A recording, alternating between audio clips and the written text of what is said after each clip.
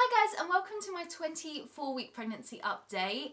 Hopefully the rain does hold off because it's been really heavily raining this afternoon and it's been really loud against my window, so fingers crossed it doesn't start up again. I thought I'd just seize this opportunity whilst it was slightly more calm to film this video, but if it does start again then I'm just blaming the Great British weather and how random it's been this year. But today I'm talking all about my 24-week pregnancy updates, symptoms and all things like that, as I have been doing the last, 23 weeks or 24 weeks, which is crazy because honestly, I know I say this all the time, but the time is going so quickly, and I understand why people say that when you're pregnant it can either feel like it's lasting for ages or that it's just over so quick. So seeing as I have a lot to talk about this week, I'm going to get straight on into this video. So don't forget to give this video a thumbs up if you enjoy pregnancy updates, and don't forget to subscribe if you're new. I would really appreciate it.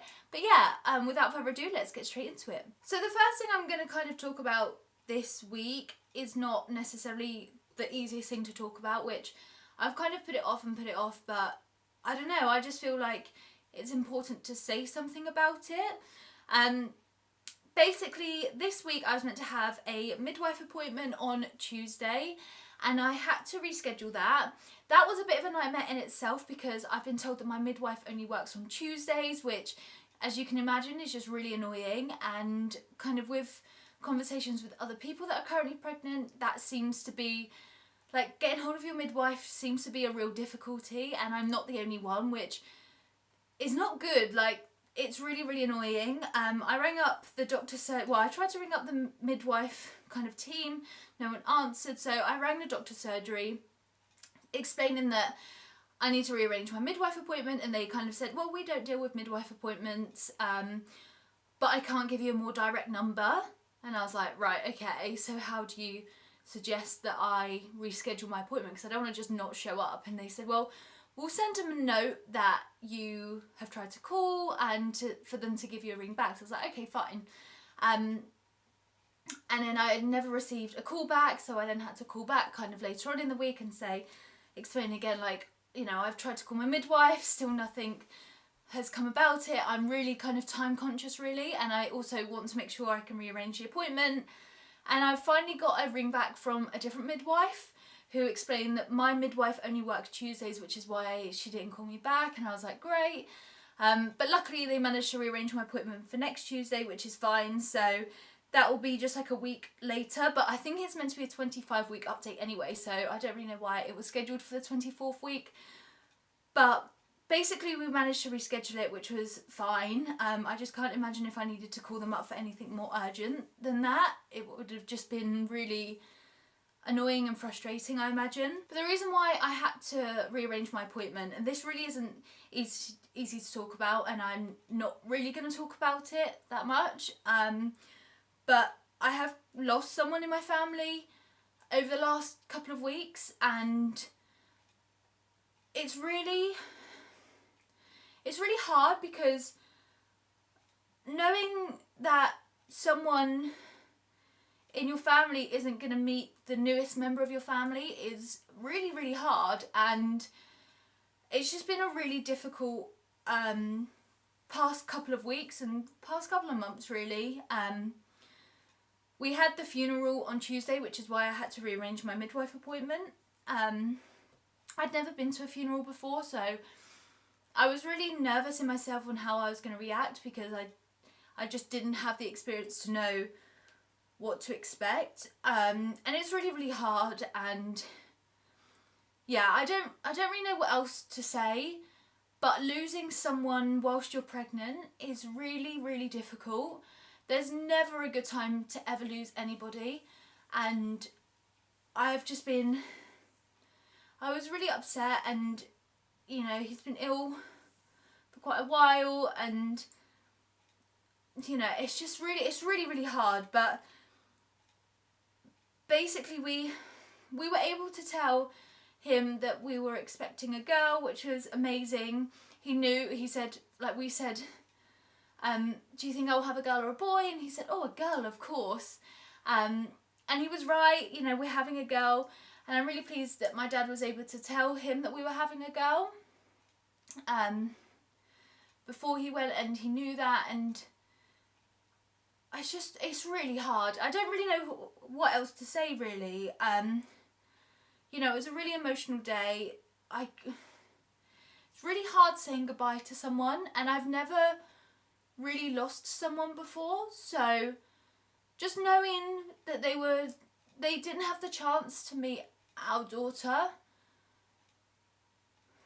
it was just really hard.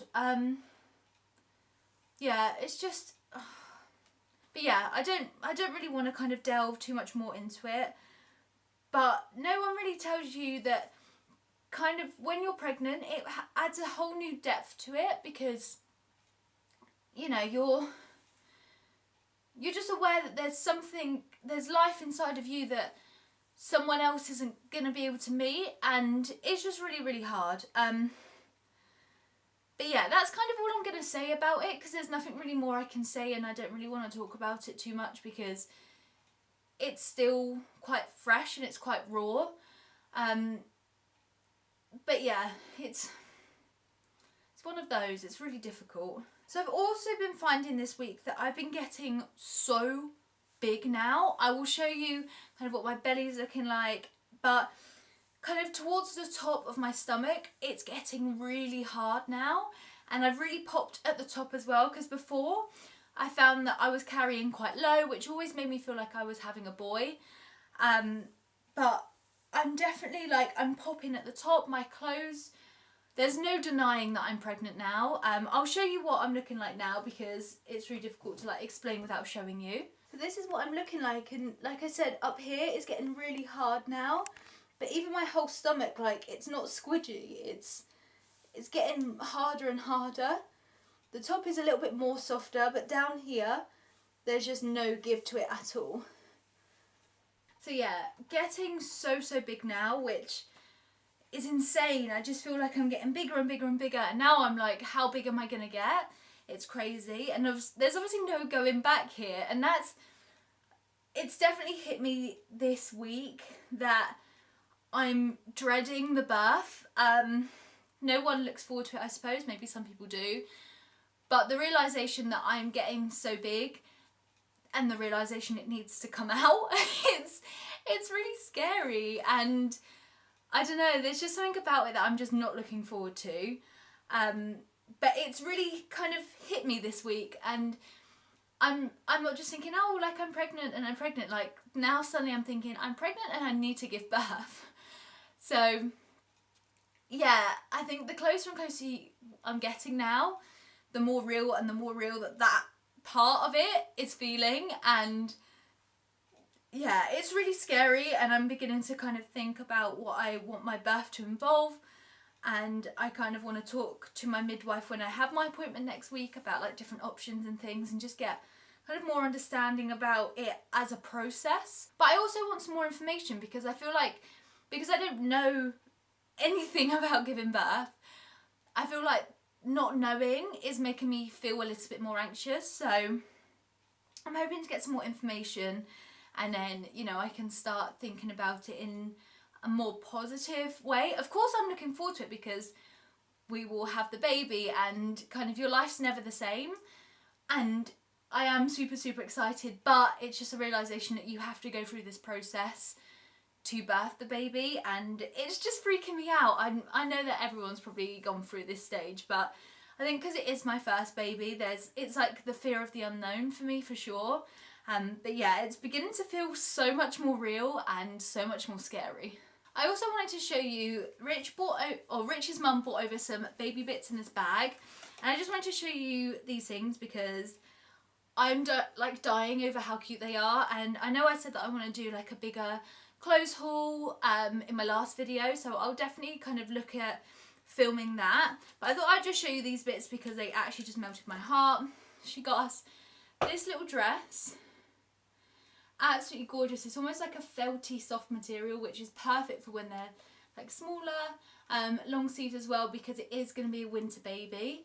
And this is for up to 3 months. But how cute is this? This is from Tesco, which is F&F Baby, and it comes with little pink tights as well. But adorable. I love the kind of pastel-y colours, and this is just super, super cute. So she got us this. There's also this little mini cardigan, which again, super, super cute. I think this looks really, really tiny. This is up to 3 months as well, but yeah, super, super cute. I just love little ditzy things like this, and she's just gonna look so well dressed from the start. But yeah, that's super cute. I'm like just so obsessed with like the cute detailing and things like that. The other thing is this blanket. Now I love this blanket, and we have no blankets so far, which is terrible. So she's bought us our first like blanket. This is from Asda because it's from George Baby. But it's got home is where my mummy is, which is really cute because I don't know if I mentioned this actually on camera yet, but I found that whenever I go into stores and looking at baby girls' clothes, everything is like, I love my dad, or daddy's little princess, or daddy's little angel. And I'm like, where is the mum credit here? I'm the one that's got to push it out. I want it just as much like mummy things as there are daddy things. So it's really nice that she's got this because I think that this is super cute. Really nice embroidered detail. And then it's almost got this Cath Kidston like print on the inside of like roses.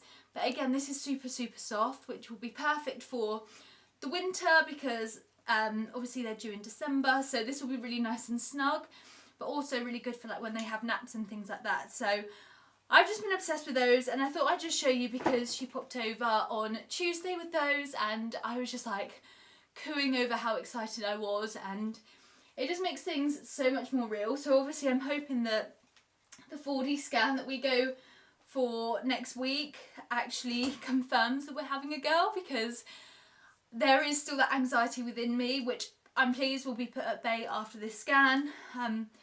But yeah, really excited to just actually find out for sure. So over the last 2 weeks, I've also had no morning sickness. Hallelujah. I feel like, touch wood, and I always hate saying this out loud because I feel like I'm going to jinx it the moment I say it, but I feel like I've now stopped getting morning sickness because I do the same things of a morning that I used to do when I had morning sickness, and I always felt like it was to do with my tablets, and I've kind of gone back on taking those in the morning because they're best taken on an empty stomach. And so I'm taking those again, and all seems absolutely fine. So touch wood, I don't come back next week kind of wishing I hadn't said this actually out loud. But yeah, it's been really, really nice to not have morning sickness and to actually feel human again. In terms of like fruit sizes and stuff, I'm still under the category of like aubergine / eggplant.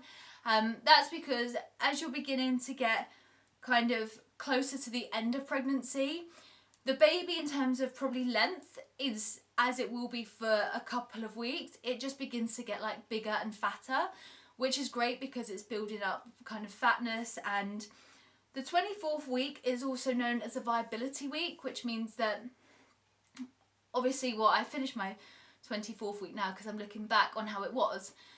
But it was basically the week that should I have gone into labour, like really, really prematurely, then there was a 50% chance of survival. And the more, I guess, closer you get to your due date, the more that statistic increases. Of course, you know, no one wants to have a premature baby, but it's good to know that you're beginning to get in a much safer kind of end of it, which is good for me because, again, I do really worry about things like that.